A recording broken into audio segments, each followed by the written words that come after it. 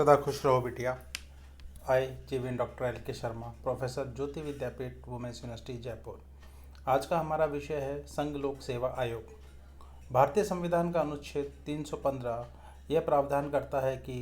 संघ और राज्यों के लिए एक लोक सेवा आयोग होगा। इस अनुच्छेद के उपबंधों के अधीन रहते हुए संघ के लिए एक लोक सेवा आयोग और प्रत्येक राज्य के लिए एक लोक सेवा आयोग होगा। दो या दो से अधिक राज्य यह करार कर सकेंगे कि राज्यों के उस समूह के लिए एक ही लोक सेवा आयोग होगा, और यदि इस आशय का संकल्प उन राज्यों में से प्रत्येक राज्य के विधानमंडल के सदन द्वारा या जहां दो सदन हैं वहां पर प्रत्येक सदन द्वारा पारित कर दिया जाता है, तो संसद उन राज्यों की आवश्यकता की पूर्ति के लिए एक विधि द्वारा संयुक्त राज्य लोक सेवा आयोग की स्थापना कर सकता है। पूर्वोक्त प्रकार की किसी विधि में अनुषंगिक या परिणामिक उपबंध हो सकेंगे जो उस विधि के प्रयोजनों को प्रभावी करने के लिए आवश्यक या वांछनीय हो। यदि किसी राज्य का राज्यपाल संघ लोक सेवा आयोग से ऐसा करने का अनुरोध करता है तो वह राष्ट्रपति के अनुमोदन से उस राज्य की सभी या किन्हीं आवश्यकताओं की पूर्ति करने के लिए सहमत हो सकेगा। इस संविधान में जब तक कि संदर्भ से अन्यथा अपेक्षित न हो, संघ लोक सेवा आयोग या किसी राज्य लोक सेवा आयोग के प्रति निर्देशों का यह अर्थ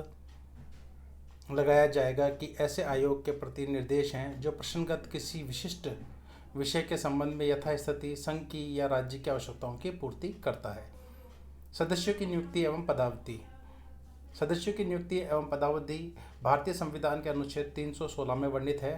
लोकसभा आयोग के अध्यक्ष तथा अन्य सदस्यों की नियुक्ति यदि वह संघ आयोग है तो या संयुक्त संघ आयोग है तो राष्ट्रपति द्वारा, और यदि वह राज्य आयोग है तो राज्य के राज्यपाल द्वारा की जाएगी। परंतु लोक सेवा आयोग के सदस्यों में से यथाशक्य निकटतम आधे ऐसे व्यक्ति होंगे जो अपनी अपनी नियुक्ति की तारीख पर भारत सरकार या किसी राज्य सरकार के अधीन कम से कम 10 वर्ष तक का पद धारण कर चुके होंगे, और उक्त 10 वर्ष की अवधि की संगणना करने में इस संविधान के प्रारंभ से पहले की ऐसी अवधि में भी सम्मिलित की जाएगी जिसके दौरान किसी व्यक्ति ने भारत में क्राउन के अधीन या किसी देश राज्य की सरकार के अधीन पद धारण किया हो। यदि आयोग के अध्यक्ष का पदच्युत हो जाता है या यदि कोई ऐसा अध्यक्ष अनुपस्थिति के कारण या अन्य कारण से अपने पदों के कर्तव्य का पालन करने में असमर्थ होता है, तो यथास्थिति जब तक रिक्त पद पर खंड 1 के अधीन नियुक्त कोई व्यक्ति उस पद का कर्तव्य भार ग्रहण नहीं कर लेता या जब तक अध्यक्ष अपने कर्तव्यों को फिर से नहीं संभाल लेता, तब तक आयोग के अन्य सदस्यों में से ऐसा एक सदस्य जिसे संघ आयोग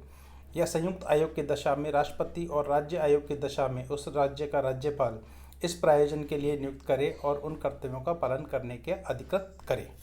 लोक सेवा आयोग का सदस्य अपने पद की ग्रहण की तारीख से 6 वर्ष की अवधि तक या संघ आयोग की दशा में 65 वर्ष की आयु प्राप्त कर लेने तक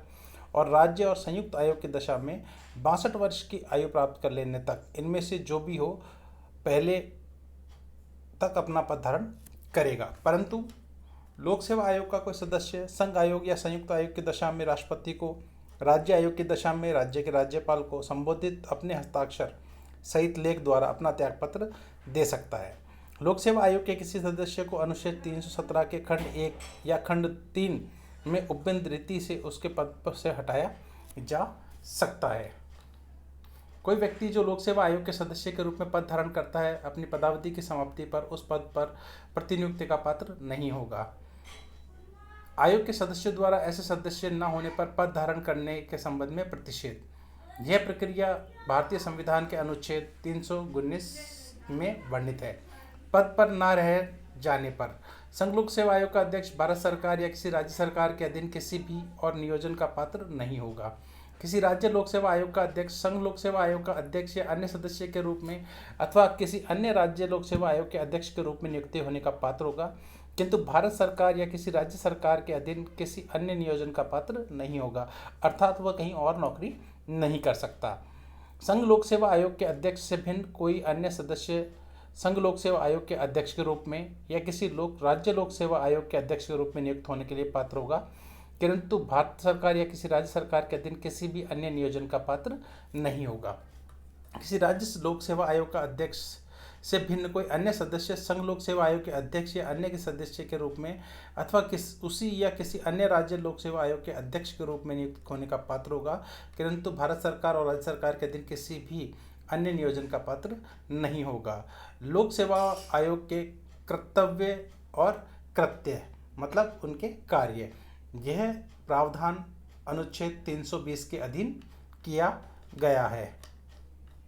भारतीय संविधान का अनुच्छेद 320 यह वर्णित करता है कि संघ और राज्य लोक सेवा आयोग का यह कर्तव्य होगा कि वह क्रमशः संघ की सेवाओं और राज्य की सेवाओं में नियुक्तियों के लिए परीक्षाओं का संचालन करेगा।